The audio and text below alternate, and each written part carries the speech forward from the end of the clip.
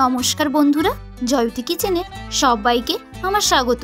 আমার আজকের রেসিপি বাঙালিদের অতি প্রিয় পায়েস বা পরমান্ন। যে কোনো শুভ কাজে এই পায়েস বা পরমান্ন হয়ে থাকে। শুরু থেকে শেষ পর্যন্ত দেখার অনুরোধ রইল। দেরি না করে শুরু করা যাক। পায়েস বানানোর জন্য আমি নিয়েছি 1 লিটার দুধ।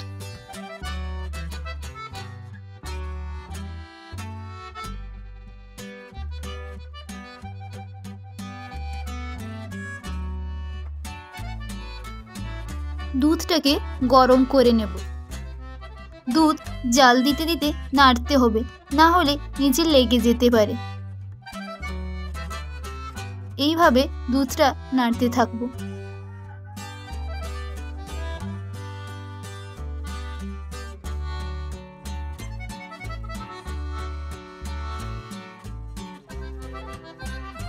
দুধটা হালকা গরম হলে আমি 3-4 হাতা দুধ একটা বাটিতে তুলে নিচ্ছি।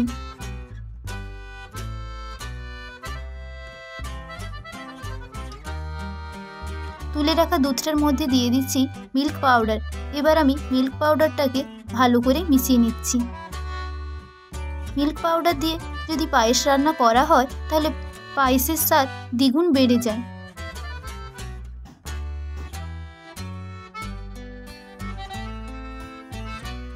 জাল দেওয়া দুধের মধ্যে এখন দিয়ে দিচ্ছি ছোট এলাচ আর 3-4টে তেজপাতা। এবার আমি 4-5 মিনিট জাল দিয়ে দেব, যাতে দুধটা ঘন হয়ে যায়।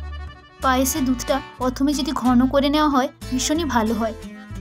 আগে থেকে ধুয়ে রাখা গোবিন্দভোগ চাল দুধের মধ্যে দিয়ে দিলাম। ভালো করে সবগুলোকে একসাথে মিশিয়ে নিলাম।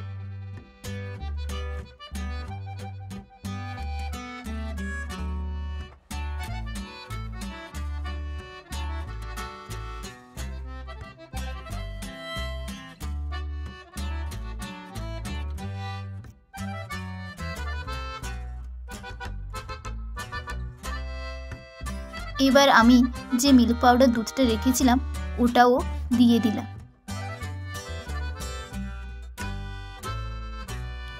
এখন ক্রমাগত নাড়তে থাকবো যতক্ষণ না চালটা সেদ্ধ হচ্ছে।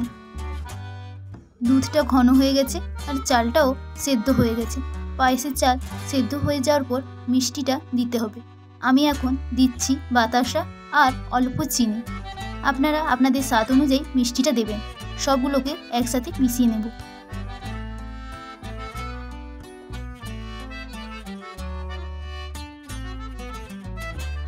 পায়েস কিন্তু মোটামুটি তৈরি হয়ে গেছে। এর থেকে ঘন আমি আর করব না, কারণ পায়েস ঠান্ডা হলে আরও ঘন হয়ে যাবে। আমাদের পায়েস একদম তৈরি। এখন একটি কড়াইতে তেল দিয়ে কাজু বাদাম আর কিশমিশ ভেজে নেব।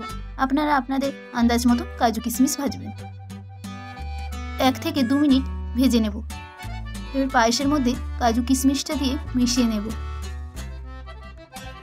তৈরি হয়ে গেল পায়েস বা পরমান্ন। আজকের এই রেসিপিটা কেমন লাগলো অবশ্যই জানাবে। যদি ভালো লেগে থাকে তাহলে এই ভিডিওতে একটা লাইক করে সাবস্ক্রাইব করে পাশে থাকবেন। দেখা হচ্ছে নতুন একটা রেসিপি নিয়ে নেক্সট ভিডিওতে।